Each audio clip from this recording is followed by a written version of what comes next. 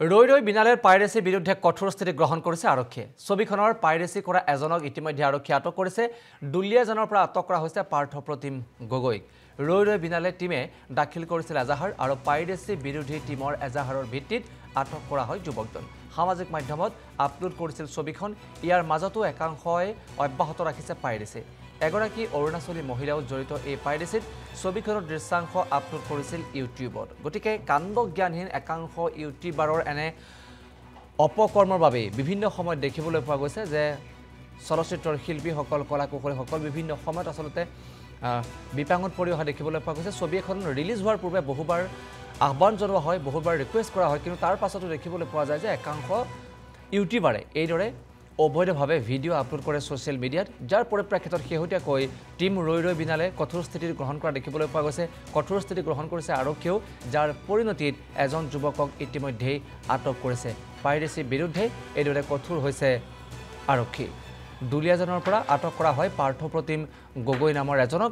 ৰৈ ৰৈ বিনালে নামৰ টীমটোৱে সেই এজাহাৰ দাখিল কৰিছিল আৰু তাৰ পাছতেই জালত পৰে এই যুৱকজন।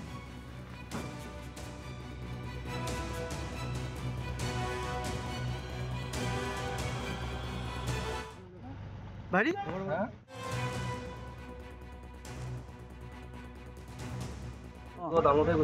ফেচবুকত ডাউনলোড কৰিছিল। বাৰম্বাৰ প্ৰশাসনে যে পুলিচে তোমালোকক এইবিলাক নকৰিবলৈ কৈছে, তাৰ পাছত কিয় কৰিলা এইবিলাক? কিয় কৰিছা? ফেচবুকত মই যাৰ পৰা ডাউনলোড কৰিছিলো সিহঁতক ধৰিব লাগে। তুমি কিয় ভুল কৰিলা? দিছিলে তোমাৰ প্ৰফাইলৰ পৰা দিছিলা হেৰিটো পোষ্টটো। তুমি জুবিন দাক ভাল পোৱা নাই? পাওঁ। তেনেহ'লে তুমি জুবিন দাক ভাল পোৱা যদি এইটো কাম কিয় কৰিলা? সুৰজ বহি লওক সেইফালে। ভাইটি ভাইটি কি নাম ভাইটি? ভাইটি তোমাৰ নামটো কি ভাইটি? হা কি নাম ভাইটি? তুমি ক'ত ভিডিঅ' কৰিছিলা? ভিডিঅ'টো ফেচবুকত ডাউনলোড কৰি লৈছিলোঁ। কিমান মিনিটৰ কাৰণে কৰিছিলা তুমি ভাইটি? ক'ত চাইছিলা ক'ত চিনেমাখন তুমি? ফেচবুকত ডাউনলোড কৰিছিলা। বাৰম্বাৰ প্ৰশাসনে যে পুলিচে তোমালোকক এইবিলাক নকৰিবলৈ কৈছে, তাৰ পাছত কিয় কৰিলা এইবিলাক? কিয় কৰিছা? ফেচবুকত মই যাৰ পৰা ডাউনলোড কৰিছিলো সিহঁতক ধৰিব লাগে। তুমি কিয় ভুল কৰিলা? আৰু আমি সেই ভাষ্য আপোনালোকক শুনালোঁ। এইদৰে এতিয়া এজন যুৱকক আটক কৰা হৈছে আৰু এগৰাকী মহিলাও জড়িত আছে বুলি জানিব পৰা গৈছে।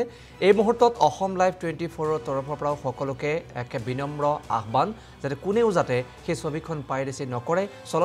চলচ্চিত্ৰ গৃহত গৈ আপুনি ছবিখন উপভোগ কৰক, কিন্তু সেই ছবিৰ দৃশ্যাংশ আপুনি সংগ্ৰহ কৰি ছ'চিয়েল মিডিয়াত যাতে আপলোড নকৰে আৰু শিল্পীসকলৰ কষ্টক যাতে আপোনালোকে সন্মান জনায়, জুবিন গাৰ্গৰ কষ্টৰ প্ৰতি যাতে সন্মান জনায়, তাৰ প্ৰতিও আহ্বান থাকিল অসম লাইভ 24ৰ তৰফৰ পৰা।